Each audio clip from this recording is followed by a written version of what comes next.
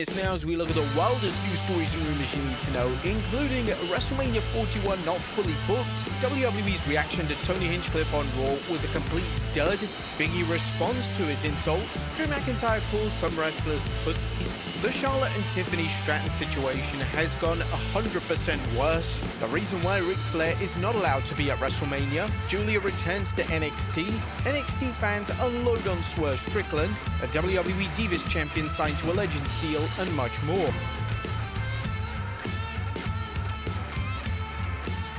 Now first we looked at WrestleMania 41 is not fully booked. Now WrestleMania is fast approaching, and while WWE has announced 11 matches so far, fans want to know whether there will be any more. The WrestleVotes discussed the lineup during a recent edition of Sportskeeda's Backstage Q&A and mentioned, so it's definitely not 13. From what I've been told, it's either 14 or 15. Saturday night may make 8 matches and 7 on Sunday is what I've been told.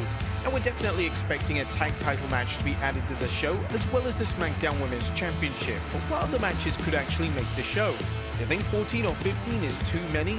Let us know in the comments down below. Next up, Tony Hinchcliffe on Raw was a dud. Big E responds. Now it's time to look at a backstage reaction to comedian Tony Hinchcliffe's appearance on Raw to promote his upcoming gig hosting the Roast of WrestleMania on Sunday night after the Showcase of the Immortals ends. Hinchcliffe called the action for a match, but his performance was blasted by some fans online who felt Tony should just stick to stand-up. While there was also outrage over the alleged joke Hinchcliffe made where he mocked both Big E and Michael Cole by saying the only thing stiffer than Michael Cole is Big E's neck. And now Fightful Select is reporting on what the backstage reaction to Hinchcliffe's appearance was. Those we spoke to backstage in WWE admitted that Tony Hinchcliffe's spot came across as a dud. And the report did add that Hinchcliffe was very respectful at the show. But in regards to his joke about Big E's neck, something Hinchcliffe made light of, even though the accident nearly paralyzed him, he mentioned, I guess at my big age of 39 years old, people will say what they want about you. Their opinion of you has nothing to do with me. It's not my business. Look, say what you want. He was given a mic, he was given an opportunity. People will feel how they want to. It's just, there's a lot of discourse oftentimes as a public figure. People will say things about you, whether they're jokes, whether or not, and that is their right. I think the one thing is, and I get like, I'm on here, it was said on the show, I'm supposed to talk, especially when things are mentioned about me, I should have an opinion on them. It is tiring having to weigh in on everybody's opinion or whatever they say. Look, I'm not hurt, I'm good. I want the discourse to be had without me, honestly. I really have no desire to weigh in on this. I didn't sign up for this. I wasn't aware of this. He did what he wanted to. People signed off on it. It has nothing to do with me, truly. Now, many people believe that Hinchcliffe wasn't even funny and it was the low point of this week's show. Now, the comedian is known for his take no prisoners sense of humor and he's been called out for crossing the line more than once, and you never know what he'll say. WWE knew this when they hired him to host its upcoming roast, so if he says something offensive, they'll have no one to blame but themselves. What do you guys think of Hinchcliffe's comments? Let us know in the comments down below. Next up, Drew McIntyre calls wrestlers pussies. And Drew McIntyre is at it again, letting the world know how he really feels about something. In this case, McIntyre roasted today's new generation of wrestlers. Drew, who's adopted a Snake Plissken look after an injury to his eye when Damian Priest chokeslammed him into a car windshield, appeared on the Waffling Show and he discussed what it would take for him to stop working the match. Unless I was dead, I would continue the match. We've seen guys, Triple H tore his quad off the bone, continued the match, got put into the maneuver The Walls of Jericho, where he's held in a maneuver that hurts your quads in general, and his was not attached. But McIntyre fired off saying that's the kind of mentality most of our superstars have. Maybe some of them, because some of the new guys are freaking pussies. Now, although McIntyre's remarks may seem harsh, he's the type of person who talks the talk and walks the walk. There are many instances where Drew worked with injuries, including neck and back injuries and illnesses with the flu, without any complaint. But you think he's been a little too harsh? Let us know in the comments down below. Next up, the Charlotte and Tiffany situation has got 100% worse, as WWE says this was a total wreck. Now, Charlotte and Tiffany Stratton apparently made things very personal during their 4th April night battle on SmackDown, leading to WWE scrubbing much of the exchange when it uploaded it to its social media accounts. However, fans still looking for the uncensored version can still find it on USA Network's upload. But now a new report from Fightful Select is providing an idea what the backstage reaction was to the spot. The report supports previous stories that many of the remarks were unscripted, including Charlotte making fun of Tiffany's voice and Stratton mocking Flair's many divorces. The segment was described backstage as a wreck, and as you might imagine, backstage officials were trying to figure out what was going on. On a brighter note, Fightful notes that there was no backstage heat between Flair and Stratton when they finished the promo, but Ric Flair says Tiffany's comments were very insensitive. The 16-time world champion commented on the situation as wrestling's dirtiest player in the game told Busted Open Radio, "I have an opinion, but I don't really want to voice it. I can say this, it's very sensitive. I didn't like it, but wrestling is wrestling. I hate when they use me, but Charlotte said it right. You think that's the first time hearing my name?" Flair weighed in on his daughter's wrestling skills, and as far as Rick is concerned, Charlotte, who is closing in on her famous father's record of 16 world championships, a record shared by John Cena, mentioned that Flair is 10 times the athlete that I am. So much better of a worker than I was. I can't do half the things that she does. And he gushed with praise for Charlotte Flair, saying it's not like she's 5'2" and 103 pounds. She's 5'11" and weighs 145 pounds. She works so hard. Undertaker said it best. The Queen came back to regain her crown. She deserves it. She'll be the best worker in the business, female, until the day she decides to retire. But what's the real reason behind Ric Flair not being allowed to attend WrestleMania?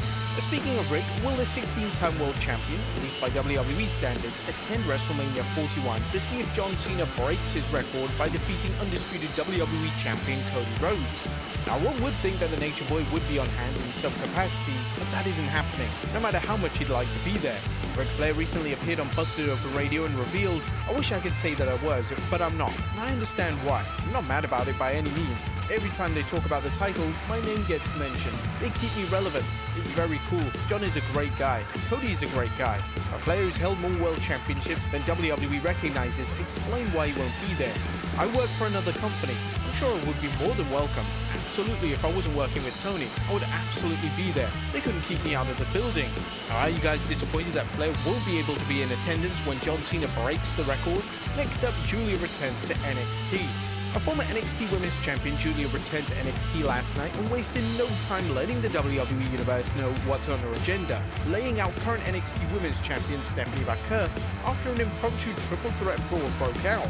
Jordan Grace and Jada Parker were battling to become the #1 contender to Vaquer's title when Vaquer slapped both women, leading to a DQ finish. All three superstars began duking it out when Giulia, who's been absent from NXT TV since dropping the title to Vaquer, showed up, dropping her in the process.